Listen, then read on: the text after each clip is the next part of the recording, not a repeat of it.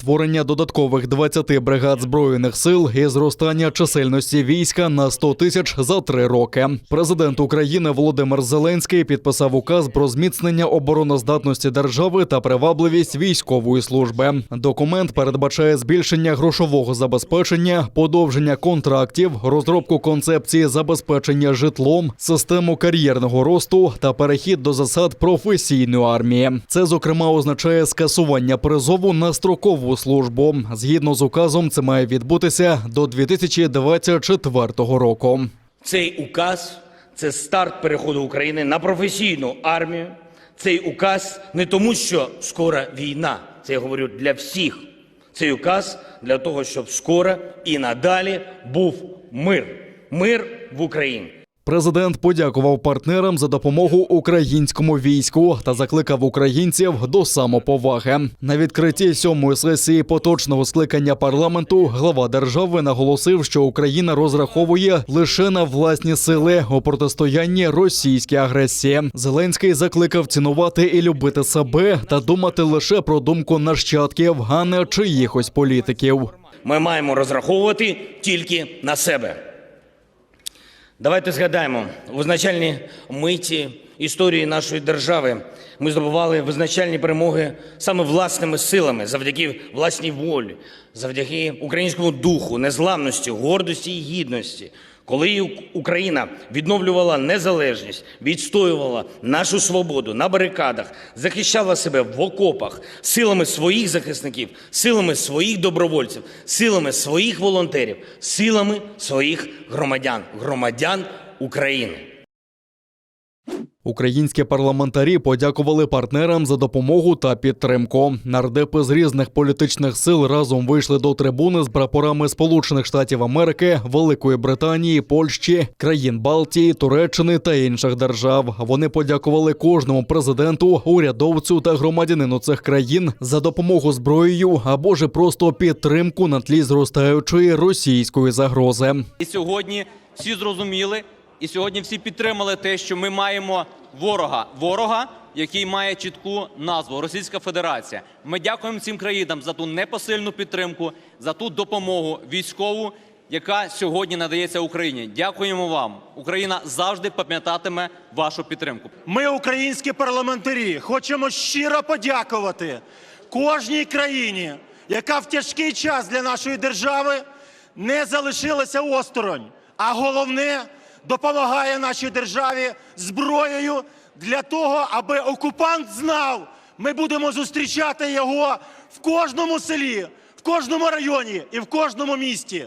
Кожна країна, яка сьогодні протягує руку допомоги, це наші браття і сестри. Щиро дякуємо вам. На підтримку заручників Кремля народні обранці вбрали білі футболки з іменами українців та кримських татар, яких окупанти тримають у своїх катівнях. Загалом це 121 людина. Народні депутати заявили, що пам'ятати та нагадувати про кожного обранця є нашим обов'язком.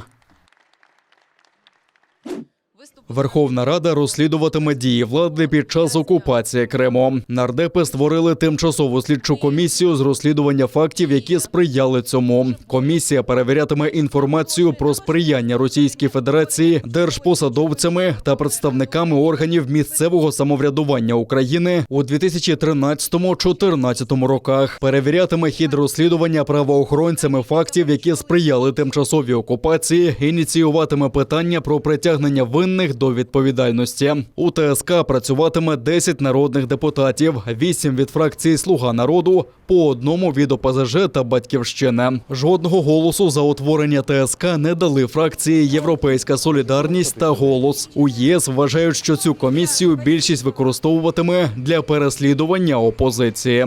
Я хочу почати свій виступ з важливої цитати, що більше ні в кого не виникало навіть думки посягнути на наш суверенітет, на нашу територіальну цілісність або відібрати в Україні частину території без єдиного пострілу. Цього не буде ніколи. А ті, хто без бою віддав Крим, мають нести відповідальність. Ці слова сказав президент Володимир Зеленський у посланні 20 жовтня 2020 року. Те, що головним винуватцем і агресором є Росія, не ставиться під сумнів. сумнів. Однак були і ті, хто спростив завдання нашому ворогу своїми діями або злочинною бездіяльністю. І щоб кожен відчував на собі відповідальність, необхідне усвідомлення її невідворотності. Ми маємо по Криму 7 вироків із 1500 проваджень, які поки що нічим не закінчились. Напевно, ця розмова доречна, але тим, хто зараз говорить про жодного пострілу в Криму і здачу Криму, я вам хочу сказати одну просту річ. А що змінилося, колеги, з 2014 року? В правовому сенсі Крим – це Україна. Якщо вам так хочеться там постріляти, ідіть зі зброєю в руках, звільняйте Крим. Ідіть зі зброєю в руках, звільняйте Донбас український, а не продовжуйте знімати ці дешевий піар і серіали. Проблеми з водою та медициною, жахливі умови в камерах та свинина в раціоні. В таких умовах тримаються бранці з Бахчисарая у СІЗО російського Новочеркаська. З ними зустрівся генеральний консул України в російському Ростові-на-Дону Тарас Малишевський та розповів подробиці в ефірі нашого телеканалу. Він обговорив із Сервіром Мустафаєвим, Сейраном Салієвим та Сервіром Зекір'яєвим взаємини з адміністрацією ізолятора. Серед проблем називають відсутність регулярних прогулянок, харчування, яке включає неприйнятну для мусульман свинину, а також жахливі умови. Здание Екатериновской эпохи не выдерживает критики. С этого все и условия содержания, а именно грызуны, проблемы с водоснабжением. Ну и кроме того, крымские татары страдают от того, что крайне скуден рацион, который включает свинину почти каждый день. А из-за того, что СИЗО такое большое, оно не реагирует часто на те жалобы, которые они получают. Є труднощі із належним медичним обслуговуванням. Політв'язень Сейран Салієв розповів, що йому доводиться відкашлюватися щоранку після перенесеної невідомої хвороби з високою температурою та скаржиться на важке повітря у камері. Крім того, бранцям потрібен огляд профільних медиків. В случае ребят еще они хотят получить помощь стоматолога, который находится, с гражданского стоматолога, который бы не совершал услуги стоматологические двумя способами: таблетка аспирина или ликвидация зуба. А можно было полечить зубы. И из-за этого сейчас мы боремся за то, чтобы, возможно, стоматолог, который не в системе медицинского управления ФСИН, смог оказать эти услуги. Конечно же, платно. Сервір Зекір'яєв звернувся з проханням сприяти отриманню інформації про його нібито порушення, вказані у справі. Йому необґрунтовано приписали уже близько 80 порушень. За даними Тараса Малишевського, з указівки ФСБ за бранцями пильна увага. Потім найдрібніші порушення вказують в їх особових справах, зокрема про те, що бранці нібито схильні до втечі або що. Наш узник пребывает в спецблоке в особых условиях. Над ним висит камера. И эта камера сопровождает все его движения, все его там пребывание. И в случае нарушения того режима, встал ночью, что-то еще, то есть оно все фиксируется. И потом определенным сотрудникам, отправленным на эту работу, которого мы не знаем и навряд ли узнаем, оно ложится в файл именно об этом человеке. Наша же задача постараться попасть в эту папку каждого, может быть, не нашими усилиями, а усилиями также адвокатов, с которыми работаем мы и которые имеет каждый из наших политузников, и постараться опротестовать кожний із них. Консули також запевнили, що цього місяця бранці отримають матеріальну підтримку.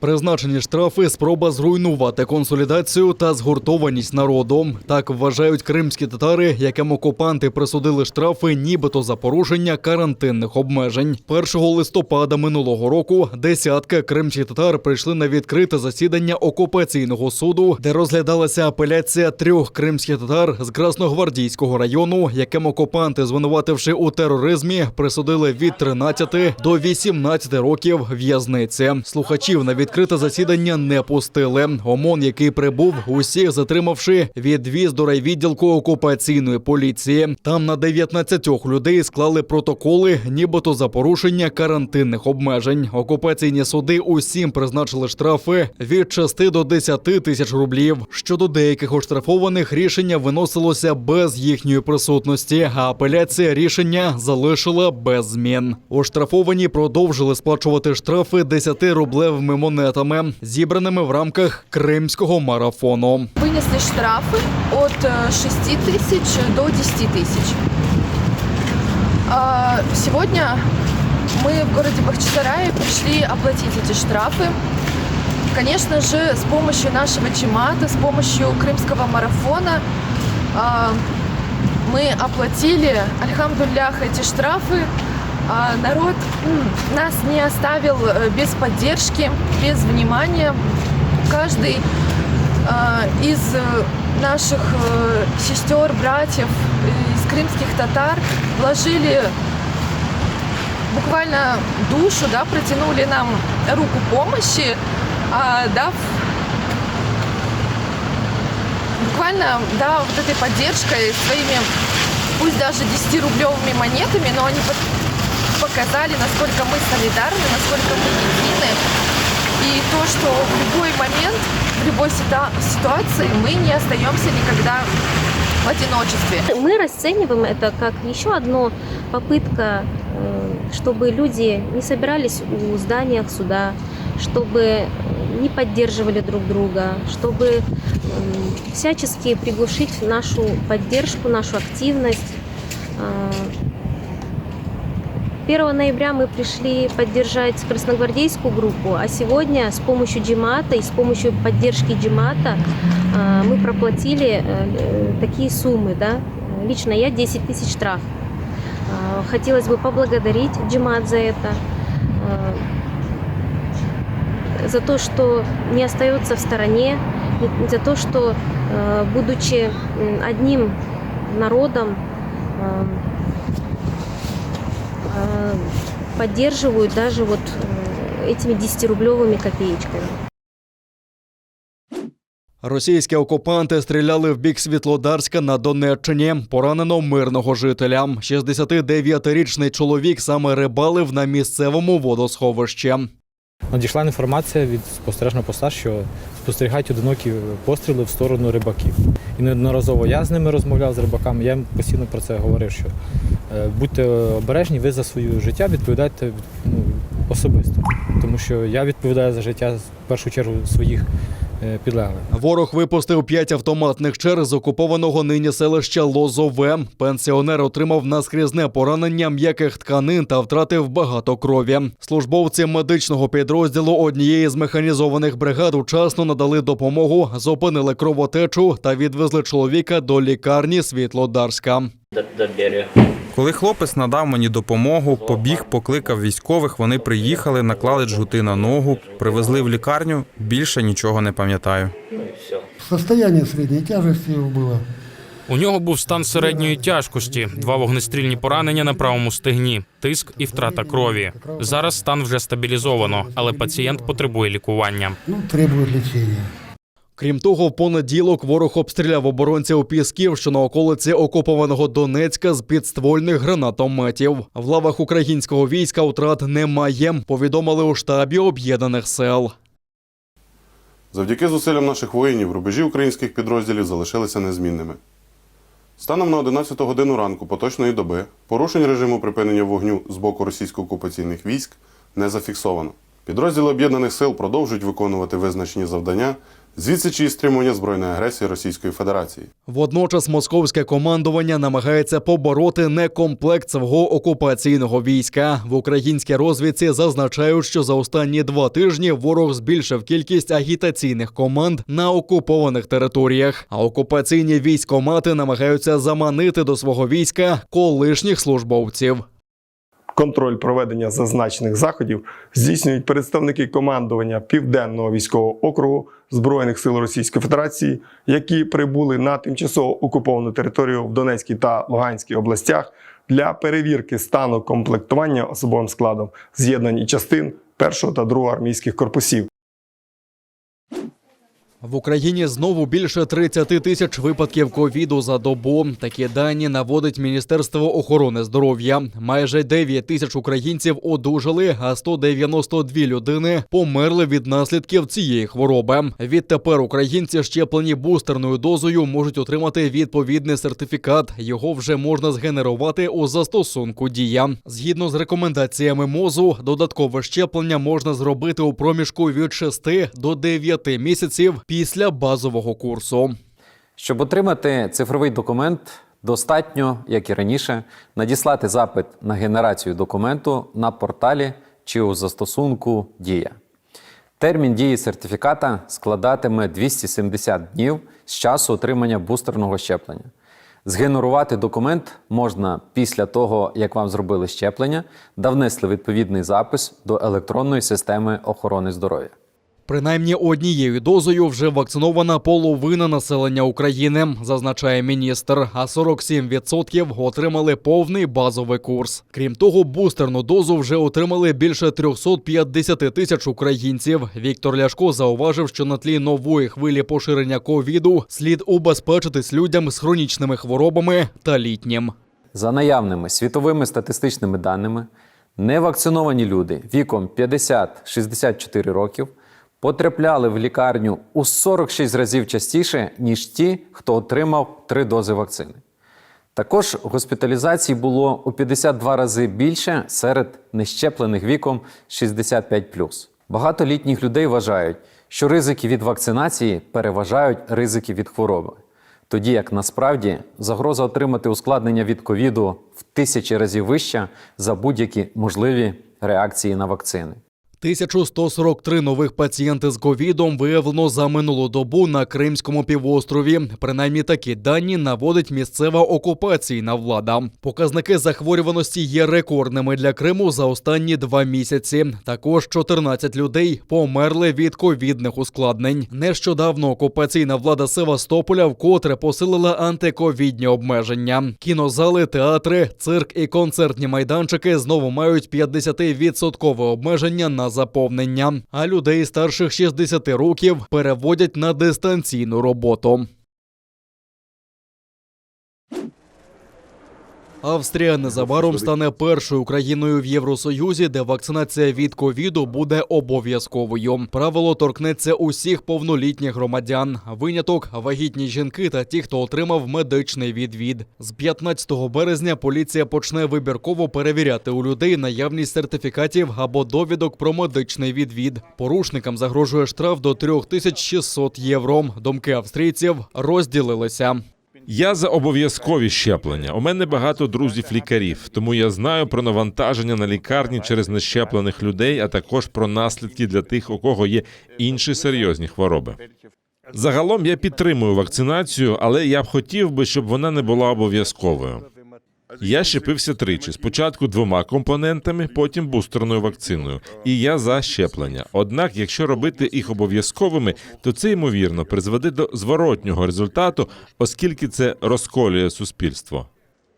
Національна рада країни схвалила законопроєкт у січні. Тепер за нього мають проголосувати у Верхній палаті парламенту. Після цього документ віддадуть на підпис президентові Австрії. Тільки потім закон набуде чинності. Він діятиме до кінця 2024 року. Наразі в Австрії повністю щеплені від ковіду майже 80% дорослих громадян.